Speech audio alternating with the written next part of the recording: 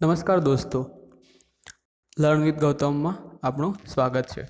તો એક નવી સિરીઝ આપણે ચાલુ કરીએ છીએ 11th જીસીઆરટી છે જિયોગ્રાફીની. તો એમાં ચેપ્ટર છે આટલા ભૂગોળિક વિષય તરીકે પૃથ્વીનો ઉદ્ભવ અને ઉત્ક્રાંતિ, પૃથ્વીની આંતરિક સંરચના, ભૂકંપ, જ્વાળામુખી, ખડકો, મતલબ ફિઝિકલ જિયોગ્રાફી કહી શકીએ આને આપણે. 17 ચેપ્ટર છે, બરાબર. 17મું તો નકશાનું ચેપ્ટર છે, મેપિંગ. મેપ હું તમને કરાવીશ, મારી જોડે પડે છે, હું તમને પીડીએફ કરીને કરાવી દઈશ, બરાબર. તો આટલા ચેપ્ટર છે. આજે આપણે ચાલુ કરીએ પ્રથમ ચેપ્ટર, જે ભૂગોળિક વિષય તરીકે સામાન્ય માહિતી છે, બરાબર. વિદ્યાર્થી મિત્રો, હવે ધોરણ 11માં તમે ભૂગોળ એક સ્વતંત્ર વિષય તરીકે અભ્યાસ કરવાના છો. ભૂગોળ ખૂબ જ મજાનો વિષય છે. ભૂગોળ અને વિજ્ઞાન વચ્ચે ખૂબ જ ગાઢ અનુબંધ છે. ભૂગોળમાં તમે પૃથ્વીનું વાતાવરણ, મૃદાવરણ એટલે ઘનાવરણ, લિથોસ્ફિયર, સંસાધનો, જલાવરણ, માનવીની પ્રવૃત્તિઓ અને તેના આંતરસંબંધો વિશે જાણકારી મેળવશો. આપ સૌના મનમાં એક જ પ્રશ્ન થતો હશે કે ભૂગોળ શા માટે શીખવી જોઈએ, ખરું નહીં? આજે તમારા પ્રશ્નોના જવાબ શોધવા, સમસ્યાઓનું સમાધાન કરવા ભૂગોળ વિષયમાં પ્રવેશ કરી, બરાબર. તો ઇન્ટ્રોડક્શન છે. તો વાતાવરણ, મૃદાવરણ, ઘનાવરણ, સંસાધનો, જલાવરણ, માનવીની પ્રવૃત્તિઓ વગેરે વિશે આમાં અભ્યાસ. ભૂગોળનો અભ્યાસ એટલા માટે જ કરવામાં આવે છે કે તમને ત્યાંની ભૌગોલિક પરિસ્થિતિથી પરિચિત થાવ. એક આગળ તમે ઓફિસર તરીકે હોવ તો કઈ પરિસ્થિતિમાં લોકો ત્યાં છે, એની ઇકોનોમિક કન્ડિશન શું છે, કઈ માટી છે, કયો પાક થાય છે, આ બધી વસ્તુ ઇમ્પોર્ટન્ટ હોય છે, બરાબર. તો ભૂગોળ શું છે? પૃથ્વી મનુષ્ય ઉપરાંત સમગ્ર જીવસૃષ્ટિનું નિવાસસ્થાન રહે છે. બેઝિક માહિતી છે, બરાબર. પૃથ્વીનું ભૌતિક સ્વરૂપ સર્વત્ર સમાન નથી. પૃથ્વી ઉપર પર્વતો, ઉચ્ચ પ્રદેશો, મેદાનો, ખીણો, મહાસાગરો, સાગરો, નદીઓ, વિશાળ વનક્ષેત્ર, વેરાન રણ પ્રદેશો આવેલા છે, બરાબર. તો પર્વતો બી આવેલા છે, ઉચ્ચ પ્રદેશો, પહાડ, મેદાનો, ખીણો, મહાસાગરો, સાગરો, નદીઓ, વિશાળ વનક્ષેત્રો, વેરાન, આ બધું આવેલું છે. એના વિશે આપણે અભ્યાસ કરવાનો છે ભૂગોળમાં. પૃથ્વીના ભૌતિક તત્વોની વિવિધતાને કારણે સામાજિક, આર્થિક, સાંસ્કૃતિક, પર્યાવરણની ભિન્નતાનો જન્મ થયો છે, બરાબર. ભૌતિક તત્વોની વિવિધતાના કારણે સાંસ્કૃતિક વિકાસની લાંબી યાત્રા, મતલબ અમુક ભૌગોલિક પરિસ્થિતિના આધારે એ લોકોની ઇકોનોમી અને સામાજિક ડેવલપમેન્ટ થતું હોય છે. જેમ કે આસામના બધા ઉચ્ચ પર્વત વિસ્તાર છે, તો ત્યાં ખેતીમાં અને એમાં વિવિધતા જોવા મળે છે. પશ્ચિમ આપણા ગુજરાતમાં એવી રીતે અલગ પ્રકારની પરિસ્થિતિ હોય છે. સાંસ્કૃતિક વિકાસની લાંબી યાત્રાના કારણે માનવ દ્વારા ગામડા, શહેરો, બજારો, રેલમાર્ગો, સડક માર્ગો, ઔદ્યોગિક એકમો, બંદરો વગેરે અનેક સાંસ્કૃતિક વૈવિધ્યવાળું પર્યાવરણ નિર્માણ પામે છે. કેટલાક પ્રદેશોમાં માનવી પ્રતિકૂળ ભૌગોલિક પરિસ્થિતિની આધીન બને છે, તો કોઈ પ્રદેશોમાં તેની પરિસ્થિતિ પોતાના પરિશ્રમ, બુદ્ધિ અને વૈજ્ઞાનિક સંશોધનથી પોતાને અનુકૂળ બનાવે છે. મતલબ અમુક પરિસ્થિતિમાં પ્રતિકૂળ ભૌગોલિક પરિસ્થિતિ આધીન બન્યો છે. જેમ કે જમ્મુ કાશ્મીરમાં બરફને બહુ ઠંડી વાતાવરણ હોય તો બી ત્યાંના લોકો ત્યાં સર્વાઈવ કરે છે. અમુક વૈજ્ઞાનિક સંશોધનો પરિશ્રમ, બુદ્ધિના લીધે અનુકૂળ બને છે. પૃથ્વી સપાટી પર આવેલા ભૌતિક તત્વો અને માનવીય તત્વોની ભિન્નતાનો અભ્યાસ ભૂગોળ વિષયમાં થાય છે. ભૂગોળ એટલે જિયોગ્રાફી. જિયોગ્રાફી શબ્દ સૌપ્રથમ ઈસવીસન પૂર્વેની બીજી સદીમાં ગ્રીક ભૂગોળવિદ ઇરેટોસ્થેનીસે પ્રયોજ્યો હતો. લેટિન ભાષામાં જીવનનો અર્થ પૃથ્વી અને ગ્રાફિયાનું એટલે વર્ણન કરવું. ભૂગોળ એટલે પૃથ્વીનું વર્ણન કરનાર વિજ્ઞાન, બરાબર. તો ઇરેટોસ્થેનીસે વર્ણન શબ્દ પ્રયોજ્યો પહેલો ઈસવીસન પૂર્વે બીજી સદીમાં. ભૂગોળનો શાબ્દિક અર્થ પૃથ્વીનું વર્ણન એવું થાય છે. પૃથ્વીની સપાટીનું પદ્ધતિસર વર્ણન કરતું વિજ્ઞાન એટલે ભૂગોળ. પૃથ્વીના જે પ્રદેશોનો અભ્યાસ કરવાનો હોય તેના સ્થાન, ભૂપૃષ્ઠ, આબોહવા, વનસ્પતિ, પ્રાણીસૃષ્ટિ, ખેતી અને બાગાયત પાક, ખનિજો, સંસાધનો, ઉદ્યોગ, પરિવહન, તેમ એ પ્રદેશના વસવાટ કરતા માનવ સમુદાય અને તેની પ્રવૃત્તિ વગેરેનો વિશેષ વ્યવસ્થિત માહિતીનો સમાવેશ ભૂગોળમાં કરવામાં આવે છે. પ્રસિદ્ધ ભૂગોળવિદ હોડસોનના મત અનુસાર ભૂગોળ એ એવું વિજ્ઞાન છે જે પૃથ્વીના એક સ્થાનથી બીજા સ્થાન સુધી પરિવર્તનશીલ સ્વરૂપોનું વર્ણન માનવ સંસારના રૂપમાં કરે છે. તો હોડસોન નામ યાદ રાખવાનું. પહેલું નામ આવ્યું હતું ઇરેટોસ્થેનીસ. કેટલાક ભૂગોળો ભૂગોળના સમગ્ર વિષયવસ્તુને 3 ટૂંકા પ્રશ્નો કે 7 શબ્દોમાં વર્ણવે છે, જેમાં શું છે, ક્યાં છે અને શા માટે છે, મતલબ what is, where is, why it is નો સમાવેશ થાય છે. ભૂગોળનું કાર્યક્ષેત્ર પૃથ્વી જેટલું વિશાળ હોવા છતાં તેમાં મુખ્યત્વે 2 જ પરિબળો અભ્યાસ થાય છે: પ્રાકૃતિક તત્વો અને સાંસ્કૃતિક તત્વો. મતલબ ભૂગોળનું કાર્યક્ષેત્ર આટલું વિશાળ છે તો બી 2 જ તત્વોનો અભ્યાસ થાય છે: પ્રાકૃતિક તત્વો અને સાંસ્કૃતિક તત્વો. પ્રાકૃતિકમાં પર્વત ને એ બધું આવી જાય, સાંસ્કૃતિકમાં સંસ્કૃતિ ડેવલપ થઈ હોય એમાં. આ બંનેને માનવને કેન્દ્ર સ્થાને રાખીને તપાસવામાં આવે છે. પૃથ્વી પર આકાર લેતી પ્રત્યેક ભૌગોલિક ઘટના કાર્યકાળના સંબંધ સમજાવે છે. માનવીની કાર્યકાળના સંબંધ સંદર્ભમાં ભૂગોળને સમજે તો જ ભૂગોળનું જ્ઞાન જીવ ઉપને છે. બોરિંગ ના થતા, બસ બેઝિક માહિતી છે એટલે બાકી મજા આવશે ભૂગોળમાં આગળ. ભૂગોળ વિષયનું વિષયવસ્તુ અત્યંત વ્યાપક છે. વિષયમાં પૃથ્વીના મૃદાવરણ એટલે ઘનાવરણ સોઇલ, જલાવરણ એટલે પાણી, વાતાવરણ અને જીવાવરણ અને નૃવંશ વરણના ઉદ્ભવ અને ઉત્ક્રાંતિના વિજ્ઞાનના પરિપ્રેક્ષમાં અભ્યાસ થાય છે. તેથી કહી શકાય કે પૃથ્વીના 5 આવરણનો વિગતે અભ્યાસ કરતું વિજ્ઞાન એટલે ભૂગોળ. કયા કયા? મૃદાવરણ, જલાવરણ, વાતાવરણ, જીવાવરણ અને નૃવંશાવરણ. બરાબર. પ્રાકૃતિક સંસાધનનો માનવી બેફામ રીતે ઉપયોગ કરતો થયો છે, જેના કારણે ભિન્ન ભિન્ન પ્રકારના પ્રદૂષણો, પર્યાવરણીય સંકટો અને જૈવિક વિનાશ જેવી અનેક સમસ્યાઓના કારણો અને સમસ્યાનો ઉકેલ ભૂગોળનું વિષયવસ્તુ સ્પષ્ટ કરે છે. કાર્લ રિટર નામના જર્મન ભૂગોળવિદ છે. એને કહ્યું છે ભૂગોળનો અભ્યાસ પૃથ્વીની સપાટી શરૂ થાય છે, પરંતુ માનવજાત પાસે જેમ જેમ નિરીક્ષણ અને સંસાધનના સાધનો વિકસતા જશે તેમ તેમ ભૂગોળનું કાર્યક્ષેત્ર પૃથ્વીની સપાટીથી વધુને વધુ ઊંચે અને વધુને વધુ ઊંડે સુધી વિસ્તરશે. મતલબ ભૂગોળ એક ઇમ્પોર્ટન્ટ વસ્તુ છે. ઇમ્પોર્ટન્ટ વસ્તુ છે. મતલબ આપણું જિયોગ્રાફી વસ્તુ નિગ્લેક્ટ કરતા હોય છે લોકો, પણ જિયોગ્રાફી બેઝિક છે. મતલબ પાણી, હવા, વાતાવરણ છે, આ બધી વસ્તુ બેઝિક છે એમ. ભૂગોળ એક વિદ્યાશાખા તરીકે, તો ભૂગોળ શું છે સમજ્યું આપણે. ભૂગોળ એક વિદ્યાશાખા તરીકે જોઈએ. ભૂગોળવિદો ભૌગોલિક તથ્યોની વ્યાખ્યા કાર્યકારણ સંદર્ભિત કરે છે. બે અથવા એકથી વધારે ભૌગોલિક તથ્યો વચ્ચે કાર્યકારણનો સંબંધ સમજાવતા વધુ રસ દાખવે છે. જેમ કે પંજાબ અને હરિયાણામાં જોવા મળતું કૃષિ પ્રારૂપ કેરળ અને તમિલનાડુના કૃષિ પ્રારૂપથી ભિન્ન છે. મતલબ ઉપર વાતાવરણ અલગ હોય છે, નીચે વાતાવરણ અલગ હોય છે. ભૂગોળ સમજાવે છે મતલબ આ વિસ્તારમાં આ ડેવલપમેન્ટ છે પાકનું એ બધું, તો દક્ષિણમાં આ પરિસ્થિતિના લીધે આ પાક અહીંયા સારી રીતે થશે એમ. પણ તેની સાથે સાથે ભિન્નતાનો સંબંધ છે. તે રાજ્યનું મૃદાવરણ મતલબ જમીન, વાતાવરણ, બજારની માંગ, ત્યાંના ખેડૂતોની આર્થિક સ્થિતિ અને કૃષિ વિષયક તકનીકોનો ઉપયોગ વગેરે જવાબદાર પરિબળોએ ચર્ચા કરે છે. ભૂગોળ વિષયને વધુ પ્રમાણમાં બનાવવાના મોટા ભાગના ભૂગોળવિદો ભારત, ચીન, અરબસ્તાન અને ગ્રીસ દેશોના હતા. બરાબર. ભારતના પ્રાચીન વેદો, પુરાણો, આરણ્યકો, બ્રાહ્મણ ગ્રંથો, મહાભારત અને રામાયણ ગ્રંથોમાં પ્રચુર માત્રામાં વર્ણનો છે. આ વર્ણનો થોડા ઘણા યાદ રાખવાના. હવે અથર્વવેદમાં પૃથ્વી અને તેના લક્ષણો અને માનવ વસ્તી અંગેની વિગતે ચર્ચા કરવામાં આવી છે. અથર્વવેદમાં વૈદિક યુગમાં ઈસવીસન પૂર્વેની 2જી સદીમાં ઇરેટોસ્થિસસે પૃથ્વીનો પરિઘ માપવાનો પ્રયત્ન કર્યો હતો. ગ્રીક ભૂગોળવિદ થેલ્સે ઈસવીસન પૂર્વે 6ઠી સદીમાં પૃથ્વીના કદ, આકાર અને ગતિ વિશેના વિચારો રજૂ કર્યા હતા. થેલ્સે ઈસવીસન પૂર્વે વિશ્વનો પ્રથમ ભૂગોળવિદ ગણવામાં આવે છે. કોણ? થેલ્સને સમગ્ર વિશ્વનો પ્રથમ ભૂગોળવિદ ગણવામાં આવે છે. ક્લોડિયસ ટોલોમી નામના ગ્રીક ભૂગોળવિદે પૃથ્વીના અક્ષાંશ વૃત્ત, રેખાંશ વૃત્ત અને દેશના ભૌગોલિક સ્થાન વિશેની માહિતી રજૂ કરી હતી. જ્યારે રોમન ભૌગોલિક સ્ટ્રેબોએ 17 ભૌગોલિક ગ્રંથો રચીને પૃથ્વીનું વિસ્તૃત વર્ણન કર્યું છે. બરાબર. તો ટોલેમી છે એને અક્ષાંશ વૃત્તો, અક્ષાંશ વૃત્તો, રેખાંશ વૃત્તો, દેશના ભૌગોલિક સ્થાન વિશેની માહિતી આપી. જ્યારે સ્ટ્રેબોએ 17 ભૌગોલિક ગ્રંથો રચીને પૃથ્વીનું વિસ્તૃત વર્ણન કર્યું છે. ભારતના આર્યભટ્ટે સૂર્ય અંગે, વરાહમિહિરે પૃથ્વીના વ્યાસ સંબંધિત વિગતો રજૂ કરી છે. તો આર્યભટ્ટે સૂર્યમંડળ અંગે ને વરાહમિહિર છે આપણા ભૂગોળવિદો પૃથ્વીના વ્યાસ સંબંધિત વિગતો રજૂ કરી છે. ભાસ્કરાચાર્ય ગુરુત્વાકર્ષણ સંબંધિત માહિતી આપી છે. ભાસ્કરાચાર્યએ ગુરુત્વાકર્ષણ સંબંધી. જ્યારે બ્રહ્મગુપ્ત છે ખગોળ અને જ્યોતિષ વિષયક ગ્રંથોની રચના કરી છે. મહાકવિ કાલિદાસે પોતાના મહાકાવ્ય મેઘદૂતમ અને કુમાર સંભવમાં ભારતના પર્વતો, લોકમાતા સમાન નદીઓ અને જંગલો વિશે વર્ણન કર્યું છે. મહાકવિ કાલિદાસે પોતાના મહાકાવ્ય છે 2, મેઘદૂતમ અને કુમાર સંભવમમાં. જ્યારે ઇબ્ન બતુતા નામના અરબ ભૂગોળવિદે ભારતની મુલાકાત લઈ અહીંની ભૂમિ અને લોકજીવન અંગેની માહિતી રજૂ કરી છે. ઇબ્ન બતુતા 18મી સદીમાં વિશ્વના મહાન મુસાફરો એ નવા જર્મનીની શોધ કરી હતી. બરાબર.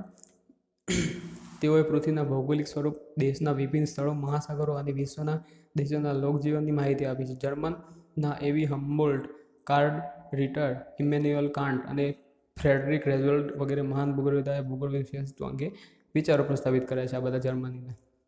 ભૂગોળનું સ્વરૂપ યુરોપ ખંડમાં તૈયાર થયું હતું. બરાબર. યુરોપ ખંડમાં ભૂગોળનું સ્વરૂપ જેમાં પ્રાકૃતિક તત્વોને પ્રાધાન્ય અપાયું.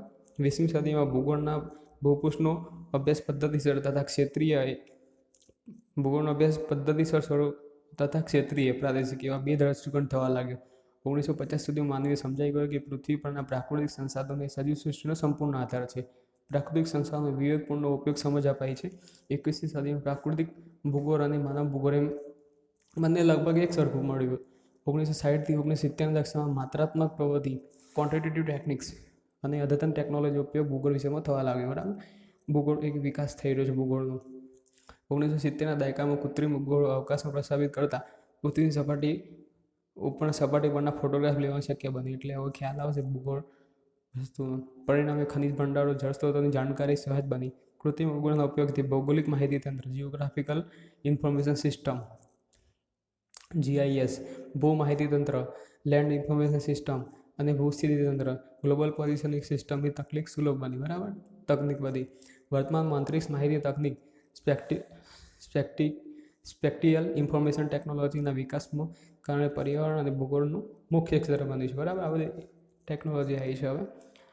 GIS, LIS, GPS એ બધી. ભૂગોળ એક સંકલિત વિદ્યાશાખા તરીકે. બરાબર, હવે સંકલિત વિદ્યાશાખા તરીકે અભ્યાસ જોવાનો છે. બધા પ્રાકૃતિક વિજ્ઞાન તથા સામાજિક વિજ્ઞાન યથાર્થતાને જાણવી ના ઉદ્દેશને ધ્યાનમાં રાખે છે. ભૂગોળના યથાર્થતાને સમગ્રતા સ્વરૂપમાં સમજાવવાનો પ્રયત્ન વિષયો પણ ભૂગોળ સાથે સંબંધ ધરાવે છે. વિજ્ઞાન સાથે જોડાયેલા ભૂગોળ સાથે સંબંધ ધરાવે છે. આ સંશ્લેષાત્મક વિષયના રૂપમાં ભૂગોળ અને પ્રાકૃતિક અને સામાજિક વિજ્ઞાનો ગાઢ સંબંધ ધરાવે છે. પૃથ્વીના ધરીભ્રમણ અને કક્ષાભ્રમણની ગતિ. બરાબર, ધરીભ્રમણ અને કક્ષાભ્રમણ બે ગતિ પૃથ્વીની.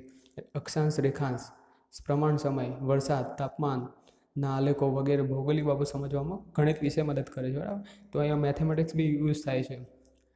એ સમજાવે છે. અહીંયા ગ્રહણો અને તેમના સમય, પૂર, ભૂકંપ અને અન્ય કુદરતી આફતોની આગાહી કરવા માટે ભૂગોળ ગણિત વિજ્ઞાનની મદદ લે છે. બરાબર, તો મેથેમેટિક્સ અને સાયન્સની મદદ લે છે ભૂગોળ વિશે. રાષ્ટ્ર કે વિદેશના ઇતિહાસની મહત્વની ઘટનાઓનો હાર્દમાં ભૂગોળ જ્ઞાન જરૂરી છે. બરાબર, તો ભૌગોલિક વસ્તુ જરૂરી છે. જેમ કે ખેબર ઘાટ માંથી આર્યો આવ્યા હતા, તો ખેબર ઘાટ ભૌગોલિક રીતે મહત્વનું છે. જ્યારે આ બાજુ હિમાલય છે એટલે એ બાજુથી આક્રમણો ખાસ ઇન્ડિયામાં થયા નથી. એમ વસ્તુ ભૂગોળ સમજાવે છે.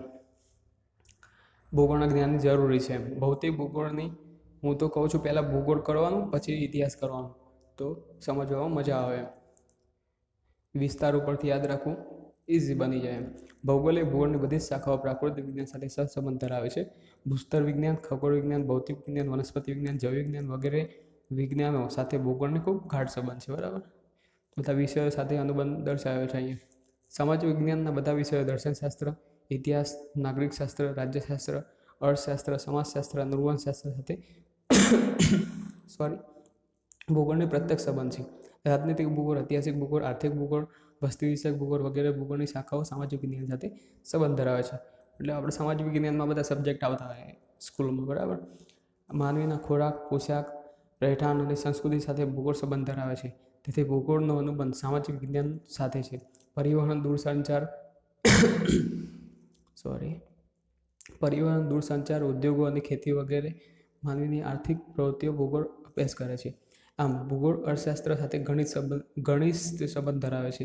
નકશા વાંચન, નકશા પૂરણી તેમજ અક્ષાંશ રેખાંડની ગણતરી માટે ભૂમિતિના જ્ઞાનનો આધાર અનિવાર્ય છે. પ્રત્યેક વિષયનું પોતાનું તત્વજ્ઞાન હોય છે, જે વિષય માટે પાયાની ભૂમિકા અદા કરે છે. તત્વજ્ઞાન ભૂગોળ ક્રમિક વિકાસ સાથે ઐતિહાસિક ભૂમિકા ભજવે છે. ભૌગોલિક ચિંતનનો ઇતિહાસ તૈયાર કરવામાં તત્વના જ્ઞાન ભૂગોળ વિષય અત્યારે સહાયક બની છે. સમય વિશ્લેષણ ભૂગોળ ઇતિહાસ મદદ મેળવે છે. રાજ્ય વિસ્તારો, રાજ્યનો વિસ્તાર, વસ્તી, ભિન્ન સંકટનો વગેરે વિશ્લેષણ માટે ભૂગોળની રાજનૈતિક વિજ્ઞાન પાસે આધાર મેળવે છે. મતલબ બધા વિષયમાં શું શું યુઝ છે એ બતાવે. બરાબર, થોડું વિઝ્યુલાઇઝ કરવાનું, યાદ રહી જશે. વ્યક્તિમાં આંતરરાષ્ટ્રીય સમજ વિકસે, વિશ્વ બંધુત્વ અને વૈશ્વિક સંગઠનો પ્રત્યેની ફરજો વિકસે તે માટે ભૂગોળ પોતાનો અનુબંધ નાગરિકશાસ્ત્ર સાથે જોડે છે. આમ ભૂગોળ પ્રાકૃતિક તેમજ સામાજિક વિજ્ઞાનો સાથે પોતાનો સંબંધ ધરાવે છે. નાગરિકશાસ્ત્ર, ઇકોનોમી, પોલિટી બધું. બરાબર, તો ભૂગોળનો બધા આ સબ્જેક્ટ આપેલા છે, એના સાથે અનુબંધ દર્શાવે છે. ગણિત અને ખગોળશાસ્ત્ર, ભૂવિજ્ઞાન, હવામાનશાસ્ત્ર જેવા ભૂગોળની આટલી બધી શાખાઓ છે. ભૂગોળ એક સમગ્ર વિષય તરીકે જોવો પડે. ભૂગોળનો પ્રાકૃતિક અને સામાજિક વિજ્ઞાન સાથે સંબંધ હતી ભૂગોળની શાખાઓ. ભૂગોળના અભ્યાસ માટે બે અભિગમો છે: ક્રમબદ્ધ અથવા પદ્ધતિસરનો અભિગમ અને પ્રાદેશિક અભિગમ. મતલબ ભૂગોળમાં સમગ્ર વિશ્વની ભૂગોળ જોવાની, પછી પર્ટિક્યુલર ઇન્ડિયાની ભૂગોળ જોવાની, ગુજરાતની ભૂગોળ જોવાની, એમ પ્રાદેશિક ભૂગોળ બી અલગ હોય, વૈશ્વિક ભૂગોળ બી અલગ હોય, વિશ્વનું વાતાવરણ બી અલગ હોય, પ્રાદેશિક વાતાવરણ બી અલગ હોય. એટલે ભૂગોળ બહુ ટિપિકલ સબ્જેક્ટ છે. સમજવું અત્યાર સુધી ઘણી એટમોસ્ફિયરમાં ચેન્જીસ છે જે કોઈ સમજાવી નથી શકતું એમ. ક્રમબદ્ધ અથવા પદ્ધતિસરનો અભિગમ. આ અભિગમ સામાન્ય ભૂગોળનો છે. જર્મન ભૂગોળવિદ એલેક્ઝાન્ડર વોલ્ટ હમ્બોલ્ટ આ અભિગમ પ્રવર્તક છે. આ વિધિ પ્રમાણે ભૌગોલિક તત્વોને પ્રકરણોમાં વિભાજિત કરીને દરેક પ્રકરણનો અભ્યાસ વૈશ્વિક સ્તરે કરવામાં આવે છે.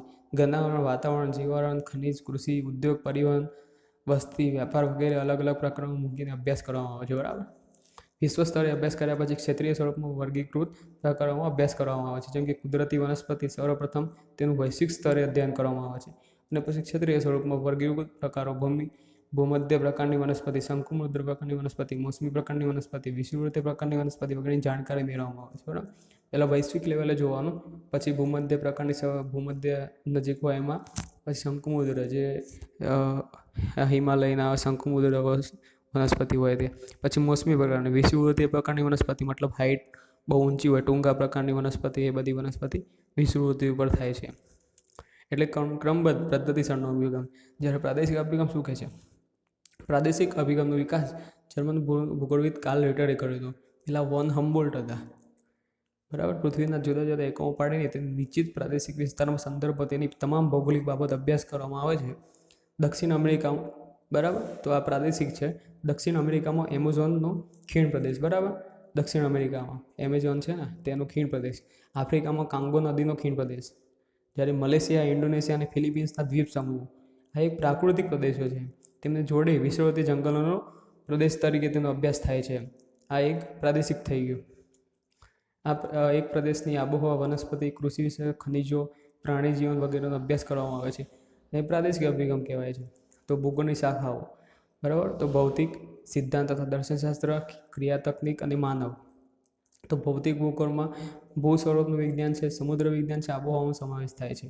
અને ચોથું છે જમીન ભૂગોળ. બરાબર. 4 શાખાઓ ભૂગોળની છે. સિદ્ધાંત અને દર્શનશાસ્ત્રમાં ભૌગોલિક ચિંતન, માનવીય પરિસ્થિતિકીય, ભૂમિ અને માનવની પારસ્પરિક ક્રિયાઓ. ક્રિયા તકનીકમાં નકશા નિર્માણ, માત્રાત્મક ભૂગોળનું ક્ષેત્ર અધ્યયન છે તકનીક લેવલે. જ્યારે ચોથી ભૌગોલિક માહિતીમાં GIS, GPS, LIS આપણે જોયું તે ભૌગોલિક માહિતી ટેકનોલોજીના મદદથી નકશા નિર્માણને બધું ટેકનોલોજીના મદદથી આપણે કરી શકીએ. જ્યારે માનવીય ભૂગોળમાં સામાજિક તેમજ સાંસ્કૃતિક, ઐતિહાસિક ભૂગોળ, વસ્તી વિષયક ભૂગોળ, ગ્રામીણ ભૂગોળ, તબીબી ભૂગોળ, શહેરી ભૂગોળ. જ્યારે રાજકીય ભૂગોળ છે, આર્થિક ભૂગોળ છે. આર્થિક ભૂગોળમાં કૃષિ, પ્રવાસન, વસાહત, ઔદ્યોગિક ભૂગોળ, વ્યાપાર અને સેવા બધા વર્ગીકરણ છે ભૂગોળનું. જ્યારે જૈવિક ભૂગોળમાં પરિસ્થિતિક ભૂગોળ, વનસ્પતિ ભૂગોળ, પર્યાવરણીય ભૂગોળ, પ્રાણી ભૂગોળ. આ જે શાખાઓ છે ભૂગોળની એ સમજાયેલી છે કે આ શાખાઓમાં શું શું સમાવેશ થાય છે. બરાબર. ભૌતિક, સિદ્ધાંત અથવા દર્શનશાસ્ત્રના લીધે, પછી ક્રિયા તકનીકીને લીધે માનવી ભૂગોળ. 4 શાખાઓ છે એની. બરાબર. પદ્ધતિસર અભિગમના આધારે ભૂગોળની શાખાઓ. તો ભૌતિક ભૂગોળ જોઈએ પહેલાં. ભૌતિક ભૂગોળ 5 પેટા વિભાગમાં વહેંચવામાં આવે છે. તો ભૂ સ્વરૂપ વિજ્ઞાન કે શાસ્ત્ર, આબોહવા વિજ્ઞાન, સમુદ્ર વિજ્ઞાન, જમીન વિજ્ઞાન, જળ વિજ્ઞાન. મેઇન આ 5 શાખાઓ છે ભૌતિક ભૂગોળમાં. ભૂ સ્વરૂપ વિજ્ઞાન મતલબ જમીન, આબોહવા, સમુદ્ર, જમીન વિજ્ઞાન અને જળ વિજ્ઞાન. ભૂ સ્વરૂપ વિજ્ઞાનમાં પૃથ્વીની સપાટી પરના ભૂમિ સ્વરૂપો, તેમનું વિતરણ, ઉત્પત્તિ અને પ્રકાર વિશેની માહિતી આપવામાં આવે છે. આબોહવા વિજ્ઞાનમાં વાતાવરણના સ્તરો, ઋતુઓ, આબોહવાના ઘટકો અને તેના તત્વો જેવા કે તાપમાન, હવાનું દબાણ, પવનો, વૃષ્ટિ, વાદળો, ચક્રવાત, સ્થાનિક પવન વગેરેનો અભ્યાસ થાય છે. બરાબર. મેઇન ભૂગોળ, આખા ભૂગોળમાં ભૌતિક ભૂગોળ જ ઇમ્પોર્ટન્ટ છે. સમુદ્ર વિજ્ઞાન મહાસાગરોની ઉત્પત્તિ, ભરતી ઓટ, મહાસાગરની ઊંડાઈ, તેના સ્થાન, મહાસાગરના પ્રવાહો, સમુદ્ર તળનું ભૂપૃષ્ઠ, સમુદ્રજનની ક્ષારતા ઉપરાંત મહાસાગરો માનવ જીવન પર અસરનો અભ્યાસ. જમીન વિજ્ઞાનમાં જમીનના પ્રકાર, નિર્માણ, વિતરણ, તેના લક્ષણો, તેની ઉપયોગિતા. જળ વિજ્ઞાનમાં મહાસાગરો, સમુદ્રો, નદીઓ, સરોવરો, હિમનદીઓ વગેરે જળરાશિની ભૂમિકાનો અભ્યાસ થાય છે. બરાબર. તો ભૌતિક ભૂગોળ આટલું ભણશું આપણે અત્યારે. આ જે બધું છે ભૂ સ્વરૂપ વિજ્ઞાન, આબોહવા વિજ્ઞાન, સમુદ્ર વિજ્ઞાન, જમીન વિજ્ઞાન, જળ વિજ્ઞાન, ઇમ્પોર્ટન્ટ ટોપિક છે આ બધા. માનવીય ભૂગોળ છે. પ્રકૃતિ અને માનવીના પરસ્પર સંબંધોને કારણે ગામડા, કસ્બા, શહેરો, દેશ, કારખાના, સડકો, રેલમાર્ગો, રહેઠાણ વગેરે સાંસ્કૃતિક લક્ષણો કે વિશેષતા તથા તેમના વિતરણનો અભ્યાસ માનવીય ભૂગોળમાં થાય છે. સાંસ્કૃતિક ભૂગોળ, સામાજિક ભૂગોળ, વસ્તી વિષયક ભૂગોળ, ગ્રામીણ ભૂગોળ, શહેરી ભૂગોળ, આર્થિક ભૂગોળ, ઔદ્યોગિક ભૂગોળ, કૃષિ ભૂગોળ, વ્યાપાર અને પરિવહન ભૂગોળ, રાજકીય ભૂગોળ વગેરે માનવ ભૂગોળના મુખ્ય શાખાઓ છે. ભૂગોળ સબ્જેક્ટ જ એવો છે, દરેક સબ્જેક્ટમાં એવું હોય. તમે ડિટેલમાં ઘૂસો તો પીએચડી કરતાં જીવન નીકળી જાય, એટલો સબ્જેક્ટ મોટો હોય એમ. પછી વિઝ્યુલાઇઝ કરવું પડે, બધું જાતે સમજી લેવાનું હોય. વિડાલ દ લા બ્લાસ મતાનુસાર માનવીય ભૂગોળમાં પૃથ્વીને નિયંત્રણ કરનાર ભૌતિક નિયમો તથા પૃથ્વી પરના વિકાસ કરનાર સજીવોના પારસ્પરિક સંબંધો સંયુક્ત ધ્યાન સમાવિષ્ટ છે.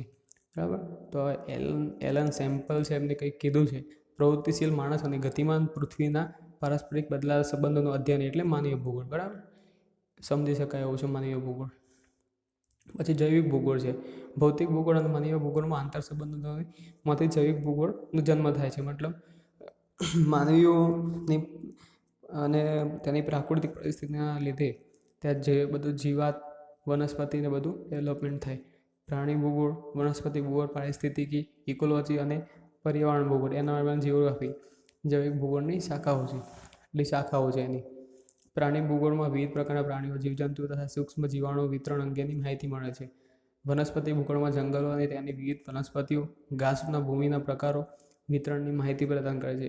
માનવ તથા પ્રકૃતિ વચ્ચે બદલાતા સંબંધો, પ્રકૃતિ માનવ જીવન પર થતી વિવિધ અસરો, પ્રજાઓના નિવાસસ્થાન, તેમના ક્ષેત્રો, વિકાસ, વર્ગીકરણ અને તેના વિતરણનો વૈજ્ઞાનિક અભ્યાસ કરે છે.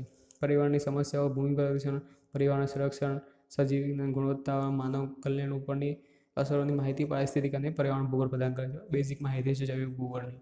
પછી ભૌગોલિક પ્રવિધિઓ અને પ્રયુક્તિઓ. ભૌગોલિક પ્રવિધિઓ અને પ્રયુક્તિઓ અંતર્ગત નીચે પ્રમાણે ઉપશાખાઓનો સમાવેશ થાય છે. ક્ષેત્ર અધ્યયન, ભૌતિક તથા સામાજિક, આર્થિક સર્વેક્ષણ, સામાન્ય અને કમ્પ્યુટર આધારિત નકશા નિર્માણ, માત્રાત્મક ભૂગોળ અને special information technology, geographical information system, global positioning system, land information system technology. મતલબ ભૌગોલિક પ્રવૃત્તિઓ અને પ્રયુક્તિઓ છે આ બધી. બરાબર. પ્રાદેશિક અભિગમ છે. આપણે પદ્ધતિ આ અભિગમ સમજો આપણે ક્રમબદ્ધ અથવા પદ્ધતિસર અભિગમ. પ્રાદેશિક અભિગમ મુખ્ય શાખાઓ નીચે પ્રમાણે છે. પ્રાદેશિક અધ્યયન, પ્રાદેશિક વિકાસ, પ્રાદેશિક વિશ્લેષણ, પ્રાદેશિક આયોજન. બરાબર. ભૂગોળનું મહત્વ આપેલું છે. ભૂગોળનું શું ઇમ્પોર્ટન્સ છે. ઇન્ટ્રોડક્શન છે એટલે થોડુંક કોડિંગ જેવું લાગશે, કંઈ સમજાવવાનું ખાસ છે નહીં. બરાબર. મગજ વિકાસ થાય થોડો ઘણો એમ. ભૂગોળ વસ્તુ શું છે એના ઉપર. ભૂગોળનું મહત્વ છે. હવે વ્યક્તિ નિર્માણ અથવા માનવીના સશક્તિકરણ માટે ભૂગોળ અનિવાર્ય છે, ઓબ્વિયસ છે. જેમ કે વેસ્ટર્ન ઇન્ડિયન બધા હોય, જે વેસ્ટ ઇન્ડિઝના લોકો, એ લોકો કદાવર હોય છે એમ. કેમ કે એ લોકો વિષુવવૃત્તના પટ્ટામાં આવેલા હોય, બ્લેક હોય, તડકો વધારે પડતો હોય. એ રીતે દરેક માણસનું ડેવલપમેન્ટ, શારીરિક વિકાસ, ભૂગોળ ઇમ્પોર્ટન્ટ વસ્તુ છે. ખેતી, વ્યાપાર, પરિવહન, ઉદ્યોગની સ્થાપના માટે અને તેના વિકાસનો ખ્યાલ મેળવવા ભૂગોળ જ્ઞાન ખૂબ જ મહત્વનું છે. માનવ જીવનના વિવિધ પાસાઓ સમજવા, માનવ સમાજના સાંસ્કૃતિક અને વારસાનું પૃથ્થકરણ કરવા, ઐતિહાસિક ઘટનાઓ સમજવા માટે વર્તમાન વૈશ્વિક સમસ્યાઓ હલ કરવા ભૂગોળ પાયાનું જ્ઞાન છે. બરાબર. વ્યક્તિના આંતરરાષ્ટ્રીય સમાજ વિશે, વિશ્વ બંધુત્વની ભાવના કેળવાય, રાષ્ટ્ર માટે પ્રેમ પ્રગટે, રાષ્ટ્રીય ગુણો અને વિકાસ માટે ભૂગોળની મહત્વની ભૂમિકા ભજવે છે. રાષ્ટ્રીય આંતરરાષ્ટ્રીય સમસ્યા ઉકેલવી હોય તો ભૂગોળનું જ્ઞાન અનિવાર્ય છે. પ્રત્યેક વિષયના અધ્યયન પાછળ કેટલાક લક્ષણ ઉદ્દેશો છે. ભૂગોળ એક ગત્યાત્મક વિષય છે, ડાયનેમિક સબ્જેક્ટ છે. તેની આ વસ્તુનો વિકાસ વૈજ્ઞાનિક આધારે કરવામાં આવે છે. ભૂગોળના અધ્યયનથી આપણામાં ઘણી ક્ષમતાઓ અને કૌશલ્ય વિકસે છે. તમારે વિકસશે. હવે તમે ભૂગોળનો અભ્યાસ કરજો. હું 11th જીસીઆરટી કવર કરું, પછી તમે છેલ્લે એન્ડમાં તમને ખબર પડશે કેટલું ઇમ્પોર્ટન્ટ વસ્તુ આપણે ભણ્યા છે. વાર્તાલાપ સમજીએ. પત્ર મૈત્રી બાંધવાની સૂઝ કેળવાય, નકશા વાંચન, નકશા પૂરણી, વરસાદનું માપન, તાપમાનનું માપન, ભૂગર્ભની તીવ્રતાનું માપન, હવાનું દબાણ માપન વગેરે પ્રકારના ક્ષમતાઓ વિકસાવવા ભૂગોળ ટેકણ લાકડીની ભૂમિકા ભજવે છે. પ્રાકૃતિક સંસાધનો વિશે આપણા સ્વાસ્થ્ય દ્રષ્ટિકોણ ઉત્પન્ન થાય. સંસાધનો વિવેકપૂર્ણ ઉપયોગ કરવાની સૂઝ પેદા થાય. મૃદાવરણ, વાતાવરણ, જલવાયુ, જીવાણુ સંબંધી વિશેષતાઓની વિવિધતાઓની જાણકારી ભૂગોળ આપે છે. તેથી વ્યક્તિ પોતાની સ્વાભાવિક જિજ્ઞાસાઓથી સંતોષાય. ભૂગોળના વિવિધ પ્રકારના નકશા, પૃથ્વીનો પૂર્વ, પ્રાકૃતિક તથા ભૌતિક નિરીક્ષણની કળા વિકસે છે. ભૌગોલિક ઘટનાઓ, કાર્યકાળ સંબંધ કેળવવાની માનસિક ક્ષમતા, વ્યાપાર, સંરક્ષણ, પ્રવાસ, ઉદ્યોગ, ખેતી, પશુપાલન વગેરે ભૂગોળનું જ્ઞાન એક વ્યવહારિક જરૂરિયાત છે. વિશ્વના દેશો વચ્ચે આંતર અવલંબન સમજ ભૂગોળ આપે છે. આપણા ઘણા ઉત્સવો અને સામાજિક રીતિ રિવાજો પશ્ચાત ભૂમિઓ આપણે ભૂગોળ છે. ભૂગોળના અભ્યાસ વડે માનવીની આર્થિક પ્રવૃત્તિઓ, સિદ્ધિઓ, નિષ્ફળતાઓ જાણી શકાય છે. કુદરતી આપત્તિ જેવી કે ભૂકંપ, ભૂમિપાત, વાવાઝોડું, પૂર કે દુષ્કાળ સાથે પર્યાવરણની સુરક્ષા અને સંવર્ધન અંગે જરૂરી માર્ગદર્શન ભૂગોળના અભ્યાસ દ્વારા મળે છે. વૈશ્વિક સમસ્યા જેવી ઉર્જા અને જળ સંરક્ષણ, પર્યાવરણ જતા પ્રદૂષણ નિયંત્રણ અંગેનું જરૂરી જ્ઞાન ભૂગોળ અભ્યાસનું વગર અધૂરું છે. વધતી વસ્તી અને ઘટતી વનસ્પતિ, ગરીબી, આતંકવાદ જેવા પ્રશ્નોનું નિરાકરણ કે ઉકેલ માટે ભૂગોળનું આવશ્યક જ્ઞાન આવશ્યક છે. વસુદેવ એવું કુટુંબ અર્થાત સમગ્ર વિશ્વ એક પરિવાર કે કુટુંબ છે તે ભારતના ભૂગોળ અભ્યાસ દ્વારા ચરિતાર્થ થાય છે. વ્યક્તિમાં સૂક્ષ્મ અવલોકન કરવાની, તારણો કાઢવાની, નિર્ણયો કરવાની અને યોગ્ય અભિપ્રાય વધવાની વગેરે માનસિક શક્તિનો વિકાસ ભૂગોળ દ્વારા સરળ બને છે. ભૂગોળ નાગરિકનો વિશ્વ નાગરિક બનાવે છે. રાષ્ટ્રીય સમસ્યાઓ સમજી તેનો ઉકેલવામાં નાગરિક પોતાનું યોગદાન આપી શકે તે માટે ભૂગોળનું જ્ઞાન મહત્વનું છે. બરાબર, તો ઇમ્પોર્ટન્સ વસ્તુ બતાવી છે. વિદ્યાર્થી મિત્રો આ પ્રકરણમાં ભૂગોળના સમગ્ર વિષય વસ્તુ કરે. બરાબર, તમને ખબર પડી ગઈ છે કે આપણે ઇન્ટ્રોડક્શન મેળવી લીધું છે. ભૂગોળનો ક્રમ શીખવાના છે. ક્રમશઃ, ક્રમ બાય ક્રમ. દરેક પ્રકરણના અંતે સ્વાધ્યાયના પ્રશ્નો તમારી જિજ્ઞાસાથી અને તમારી અભ્યાસ વિષયક પ્રવૃત્તિઓ સિદ્ધિઓ ઊંચે લઈ જવામાં મદદ કરશે. તો મિત્રો આવો આપણે ભૂગોળનો ખૂબ જ રસપૂર્વક અને જિજ્ઞાસા સાથે શીખીએ. બરાબર, તો એનું મહત્વ ઇમ્પોર્ટન્સ આપેલું છે. ભૂગોળથી મતલબ આપણો કચ્છ વિસ્તાર જોઈ લો, દક્ષિણ ગુજરાતનો વિસ્તાર જોઈ લો, સૌરાષ્ટ્રનો વિસ્તાર જોઈ લો, સુરેન્દ્રનગરનો ખારાપાટનો પટ્ટો જોઈ લો. બરાબર, ઉત્તર ગુજરાતમાં ટેકરી વિસ્તાર, અરવલ્લી, ગિરમાળાઓ જોઈ લો. તો દરેક એનો વિકાસ બી એમના જિયોગ્રાફી ઉપર ડેવલપમેન્ટ એનું ત્યાં એના ઉપર ડિપેન્ડ કરે છે. કેમ કે કચ્છમાં મોટી બિલ્ડિંગોને એવું ના બનાવી શકાય. બરાબર, ત્યાં ભૂકંપ વારંવાર આવતા રહે છે. વસ્તુ જોવા જેવી છે. બહુ મોટી વસ્તુ કહેવાય. એના ક્વેશ્ચન્સ છે, તમે જાતે જોઈ વિચારી શકો છો. આન્સર રાઇટિંગમાં કામ લાગશે. બરાબર, તમે જોઈ શકો છો ક્વેશ્ચન, વિચારીને તમે આન્સર આપવાના પ્રયત્ન કરી શકો છો. પછી ક્વેશ્ચન્સ છે, MCQ તો જોવા પડશે આપણે. નીચેના પ્રશ્નો આપેલા સાચો વિકલ્પ પસંદ કરો. બરાબર, વિશ્વનો પ્રથમ ભૂગોળવિદ કોણ છે? તો થેલ્સ આપણે જોઈ ગયા. વિશ્વનો સૌપ્રથમ એને પ્રયાસ કર્યો હતો. મહાન ભૂગોળવિદ કાર્લ રિટર કયા દેશના હતા? જર્મનીના હતા. બરાબર, કયા દેશના એવું બધું ના પૂછાય. કાર્લ રિટરે એને પેલું આપ્યું આપણે ક્રમબદ્ધ રીતે. બીજું પહેલાં હર્બર્ટરે આપ્યું હતું, ત્યારે આ કાર્લ રિટરે એને પ્રાદેશિક રીતે આપેલું હતું. બરાબર, ભારતનો પ્રવાસ કરી ભૂમિ અને લોકજીવનનું વર્ણન કરવા કોણ? ઇબ્ન બતુતા. બરાબર, મેઘદૂતમ કોની રચના છે? કાલિદાસની. મહાકાવ્ય છે મેઘદૂતમ અને Kumarasambhavam. Okay, thank you. આગળની સિરીઝમાં આપણે બહુ આ ફટાફટ લઈ લીધું છે, કેમ કે આનું ઇમ્પોર્ટન્સ એટલું છે નહીં, કંઈ ક્વેશ્ચન બનતા નથી, ખાલી સમજ વિકસાવવા માટે જરૂરી છે. જો આ પ્રાદેશિક અભિગમ, પદ્ધતિસર ભૂગોળ, પ્રાદેશિક અભિગમ કાર્લ રિટરે આપેલો છે, જ્યારે ક્રમબદ્ધ અને પદ્ધતિસર છે હમ્બોલ્ટે આપેલું છે. હમ્બોલ્ટ. બરાબર, પછી આપણે બેઝિક માહિતી મેળવી, મૃદાવરણ અને બધું ઇમ્પોર્ટન્ટ છે. GCRT મેન્સ માટે બહુ ઇમ્પોર્ટન્ટ છે. Okay, thank you.